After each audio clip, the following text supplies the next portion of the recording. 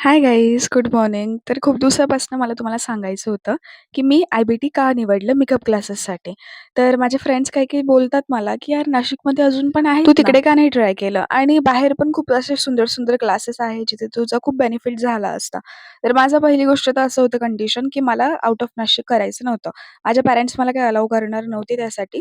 So मला नाशिकमध्येच best हवं होतं. आणि तुम्हाला खरं सांगू का, मी बहुतेक पहिली व्यक्ती असेल, की जिने खूप काही इन्क्वायरी नसेल केलेली. कारण माझं असं फिक्स होतं, मी ना आय-बी-टीचे खूप सारे वर्कशॉप केलेले असेल, खूप सारे म्हणजे 2-1 केलेले आहेत आणि मला कुठेतरी ते आवडलेलं. त्यांच्या टेक्निक्स, त्यांचं बोलण्याचं स्टाईल, ज्या वेनी ते बोलत होत्या, ज्या वेनी ते समजावून सांगत होत्या, ते मला कुठेतरी असं मनात बसून गेलेलं, की नाही मी शिकेल तर या मॅडमकडनंच शिकेल. बरं तर मी आता आय-बी-टीबद्दल सांगते. आय-बी-टी ही इंटरनॅशनल ब्युटी अकॅडमी आहे.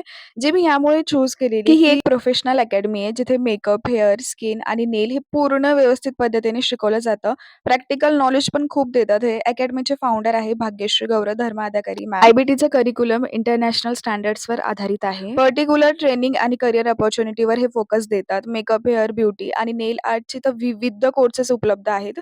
म्हणून माझ्या पॅशनला प्रोफेशनमध्ये कन्व्हर्ट करण्यासाठी मी आय-बी-टीची निवड केली. आता मी याकडे अजिबात लक्ष नाही दिलं, की लोकं काय बोलतात आणि ते मला काय सांगतात, की ही अकॅडमी कशी आहे आणि काय आहे. ते मी स्वतःवर सोडलेलं आहे. माझ्यावर मला विश्वास आहे, की ते शेवटी माझ्यावर पण डिपेंड करतं, की मी किती गेन करते.